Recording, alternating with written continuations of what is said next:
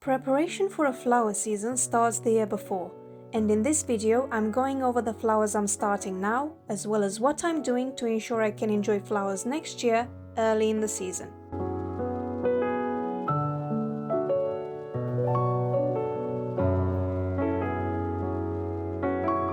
The annual flowers that survive winter temperatures are called hardy annuals or cool flowers, and they fill the gap between early spring bulbs and summer flowers.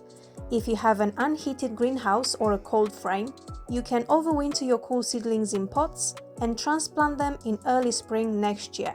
Hardy annuals can also be direct sown or transplanted outdoors in the fall, but the window for that has already closed in the UK as seedlings need some time to establish in the ground before the frost hits, and the weather is really starting to chill at this point.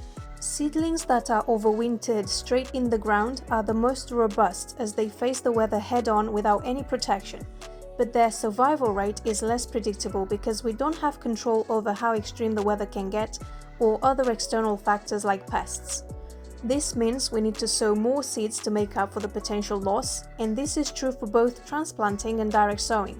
This autumn, I've only direct sown Nigella because, in my experience, it is the one flower whose germination rate is highly reliable and whose seedlings survive the winter with minimal losses. Plus, I have plenty of saved seed and I'm comfortable sowing more seeds than I actually need to, and direct sowing is the most convenient way of starting seeds as it involves a lot less babying than starting the seeds in seed trays. This autumn I've chosen to start Cockle, Batchelor Buttons, Rudbeckia, Bupleurum, Larkspur and of course Snapdragons.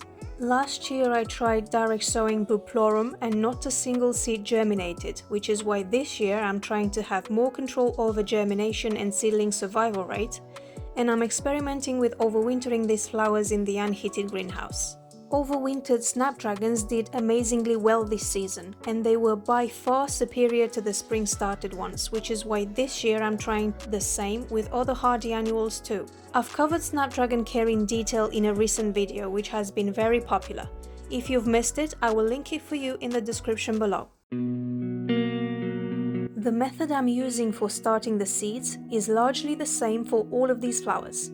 I mix seed starting compost with just enough water for it to hold shape when I squeeze it in my fist. Then, I add the compost to the seed trays and I write labels for each of the flowers I'm going to sow.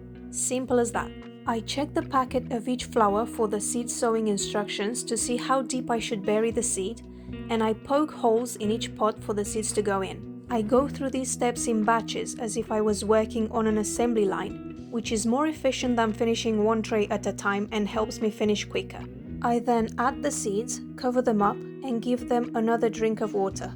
I like to hold the seeds in a bowl when I sow them, and if the seeds are too small, I use a pair of eyebrow tweezers to pick them up, but you can also use a wet toothpick.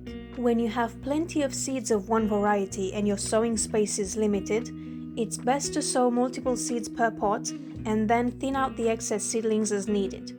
Germination rate is rarely 100%, so if you have multiple seeds per pot, you increase your chances of having all of your pots germinate, which means you won't be wasting valuable space under lights, and you won't be wasting effort filling up pots that won't produce flowers for you. Some of the seeds need to be surface sown because they need light to germinate. Today, these include Snapdragons, Rudbeckia and Bupleurum.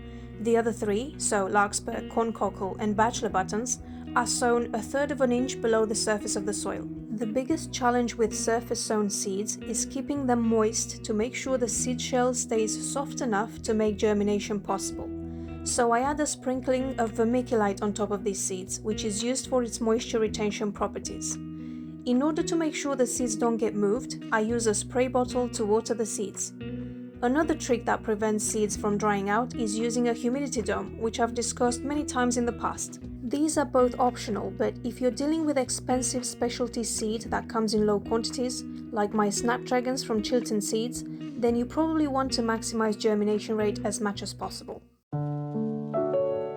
Once all of my seeds are sown, I put the seed trays under lights at room temperature and I set the lights a couple of inches above the seed trays. The exception here is Larkspur, which germinates at cooler temperatures of 10 to 15 Celsius, which is about 50 to 60 Fahrenheit, so I keep it under cover outdoors instead. Once the seedlings develop their first or second set of true leaves, I will harden them off and I will move them to the unheated greenhouse to allow them to slowly develop over winter. I will continue to water them, but the winter temperatures will keep them from putting on a lot of growth. Instead, their focus will be on developing a strong root system, which is key to their performance and health. As the seedlings develop in the unheated greenhouse, they may outgrow their pots and they may need moving to larger pots to prevent root rebound. Last year's Snapdragons grew to about 70 centimeters in height before I transplanted them, which is about 28 inches, and they needed repotting into larger pots. This year, I decided to start them 1 month later to slow their growth down a little and keep them from filling their pots with roots too quickly. Unlike the hardy annuals that are started in early spring, the fall-started hardy annuals are exposed to winter temperatures that are making the plants sturdier and more robust. This prolonged exposure to cold temperatures and short days hardens the plants, increasing their resilience to slugs, mildew, or other pests.